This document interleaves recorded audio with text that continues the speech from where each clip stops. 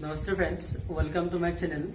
आज आमी এই ভিডিওটোত আলোচনা কৰিবলৈ ওলাইছো নেগেটিভ সেন্টেন্স কেনেকৈ কৰা হয়, অৰ্থাৎ হয়বাচক বাক্য এটা কেনেকৈ নহয়বাচক কৰা হয় তাৰ ওপৰত আমি এই ভিডিওটোত আলোচনা কৰিম। গতিকে ভিডিওটো সকলোকে চাই থাকিব।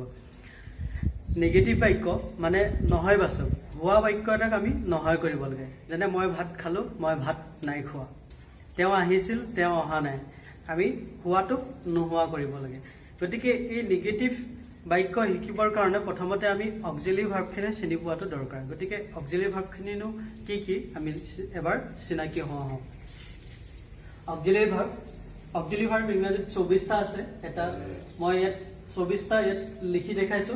আপোনালোকৰ যদি প্ৰয়োজন হয় ভিডিঅ'টো পোষ্ট কৰি আপোনালোকে এইখিনি লিখি ল'ব পাৰিব।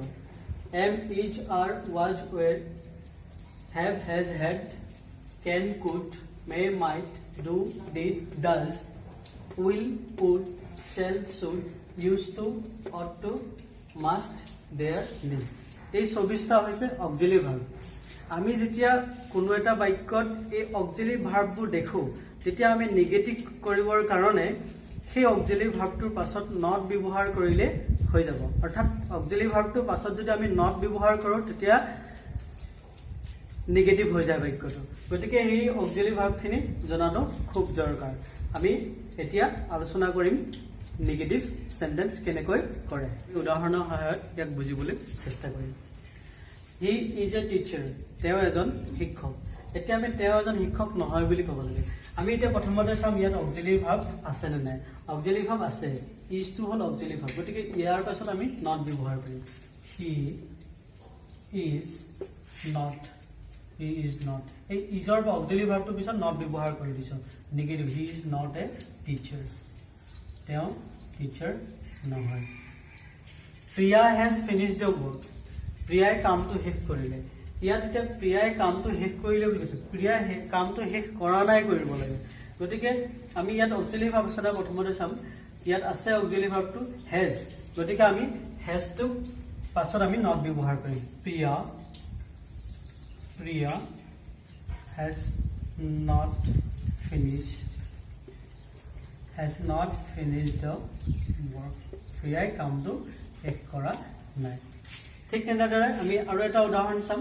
The man can ride bicycle, মানুহজনে বাইচাইকেল চলাব পাৰে। এতিয়া অক্সিলাৰি ভাৰ্ব ইয়াত চাম আমি কেন, কেনটো অক্সিলাৰি ভাৰ্ব। গতিকে আমি কেনৰ পিছত নট ব্যৱহাৰ কৰিম। দ্য মেন কেন্ট, কেনট, বা আমি শৰ্টে কেন্ট লিখিব পাৰো, can't ride bicycle. The man can't ride bicycle, মানুহজনে বাইচাইকেল চলাব নোৱাৰে। অৰ্থাৎ আমি গোটেইকেইটা বাক্যতে অক্সিলাৰি ভাৰ্বৰ পাছত নট ব্যৱহাৰ কৰি আমি নেগেটিভ কৰিছো। এতিয়া আমি প্ৰথম নিয়মটো শিকিলো যে অক্সিলাৰি ভাৰ্বৰ পাছত নট ব্যৱহাৰ কৰি আমি নেগেটিভ কৰিব পাৰো। নেক্সট, কেতিয়াবা আমি অক্সিলাৰি ভাৰ্বৰ পিছত নট ব্যৱহাৰ কৰো যদিও বাক্যটো কিছু পৰিৱৰ্তন ঘটাইও আমি নেগেটিভ কৰিব পাৰো। এটা উদাহৰণৰ সহায়ত আমি এইটো চাম যে হি ৱাজ টু অক্সিলাৰি ভাৰ্ব আছে, he was not present in the meeting. He was not present in the meeting, তেওঁ মিটিঙত অনুপস্থিত আছিল।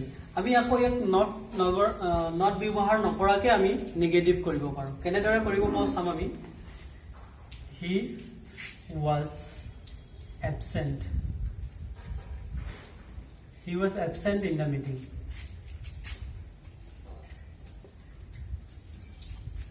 He was absent in the meeting, আমি ইয়াত নট ব্যৱহাৰ কৰা নাই কিন্তু নেগেটিভ হৈ গ'ল।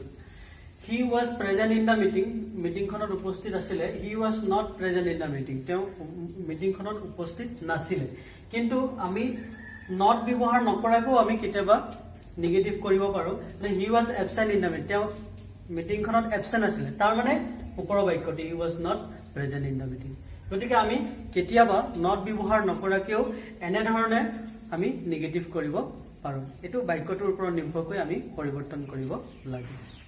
ইয়াৰ পাছতে আমি আলোচনা কৰিম। এতিয়া আমি গম পালো যে অক্সিলাৰি ভাৰ্ব যদি থাকে তেনেহলে অক্সিলাৰি ভাৰ্বটোৰ পাছত নট ব্যৱহাৰ কৰি আমি নেগেটিভ কৰিম। কিন্তু বাক্যটোত যদি অক্সিলাৰি ভাৰ্ব নাথাকে আমি তেতিয়া কেনেদৰে চেঞ্জ কৰিম।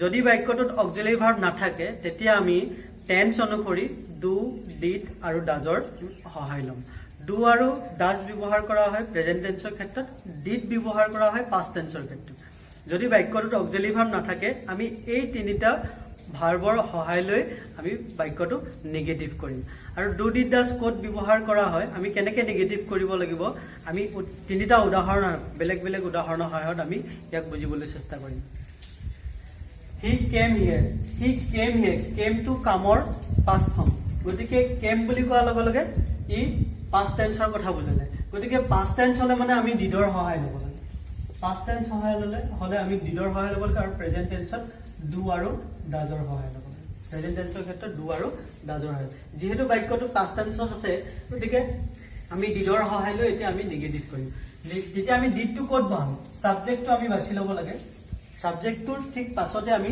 ডু ডিড ডাজৰ ব্যৱহাৰ কৰিব লাগে হি ডিড আমি ডিডটো ব্যৱহাৰ কৰি দিলো এতিয়া যিহেতু বাক্যটো নিগেটিভ কৰিব লাগিব হি ডিড নট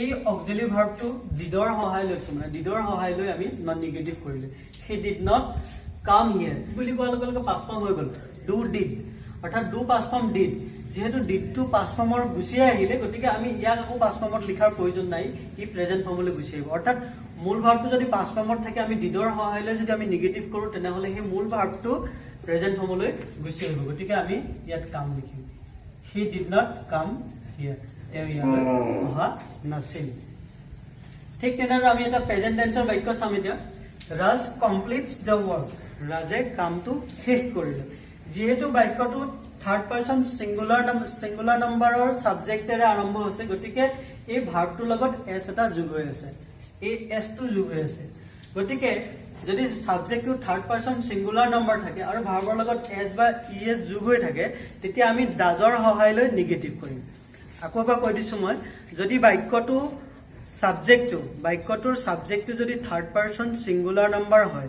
আৰু ভাৰ্বৰ লগত এছ বা ইএছ যদি যোগ হৈ থাকে অৰ্থাৎ সিম্পল প্ৰেজেন্ট টেন্সত যদি থাকে তেনেহ'লে আমি ডাজৰ সহায় লৈ নিগেটিভ কৰিম গতিকে আমি চাম ৰাজটো আছে আৰু এতিয়া আমি নিগেটিভ কৰিবৰ কাৰণে আমি ডাজৰ সহায় ল'ম ৰাজ ডাজ নট এতিয়া আমি ডাজৰ সহায় লোৱাৰ লগে লগে এই ভাৰ্বৰ লগত লাগি থকা এছ বা ইএছ এইবিলাকক আমি আঁতৰাই দিব লাগে যিহেতু ডুৱে ডাজৰ এই ইএছটো ডুৱে লৈ ল'লে এই ইএছ ইয়াত থকা ইএছটো ডুৱে লৈ ল'লে গতিকে ই ডাজলৈ পৰিৱৰ্তন হ'ল গতিকে ইয়াত আকৌ আমি এছ বা ইএছ যিটো থাকে সেইটো ব্যৱহাৰ কৰিবলৈ দৰকাৰ নাই আমি সিম্পল ভাৰ্বটো লিখিলে হৈ গ'ল কমপ্লিট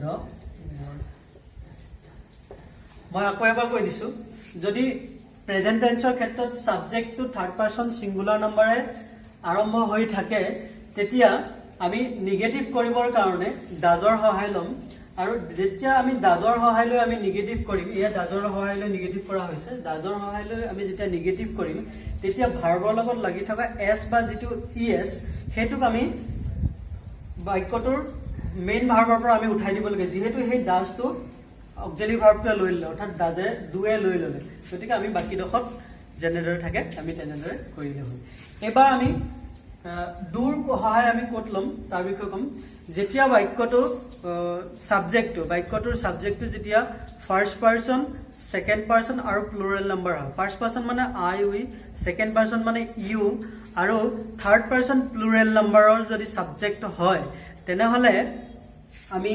প্ৰেজেন্ট টেন্সৰ ক্ষেত্ৰত only in case of present টেন্সৰ ক্ষেত্ৰত আমি ডুৰ সহায় লৈ নিগেটিভ কৰিম যেনে আমি চালো এতিয়া বাক্যটো কল বুলি কোৱাৰ লগে লগে ই প্ৰেজেন্ট ফৰ্মত আছে ই পাষ্ট ফৰ্মত নাই কল দি ই পাষ্ট ফৰ্মৰ ৰূপটো হৈছে কল ই পাষ্ট ফৰ্মত নাই ই প্ৰেজেন্ট ফৰ্মত যিহেতু বাক্যটো প্ৰেজেন্ট ফৰ্মত আছে গতিকে আমি ডু অথবা ডাজৰ সহায় লৈ আমি নিগেটিভ কৰিব লাগিব ডাজ নাহে ইয়াত ডাজ নাহে কিয় ডাজ নাহে যিহেতু সাবজেক্টটো থাৰ্ড পাৰ্চন সিঙ্গুলাৰ নাম্বাৰ নহয় যেহেতু সাবজেক্টৰ থাৰ্ড পাৰ্চন সিঙ্গুলাৰ নাম্বাৰ নহয় গতিকে ডাজৰ ব্যৱহাৰ ইয়াত নাহে আমি ডু সহায়ে লৈ নিগেটিভ কৰিব আমি কেনেদৰে নিগেটিভ কৰিম চাম দে ডু আমি ডুটো সহায় ল'লো এতিয়া নিগেটিভ কৰিব লাগিব গতিকে আমি নটটো ল'ম they do not call him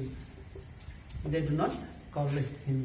গতিকে আমি এনেদৰে যদি বাক্যটোত অক্সিলাৰি ভাৰ্ব নাথাকে তেনেহ'লে আমি এনেদৰে ডু, ডিড আৰু ডাজৰ সহায় লৈ নিগেটিভ কৰিব পাৰোঁ।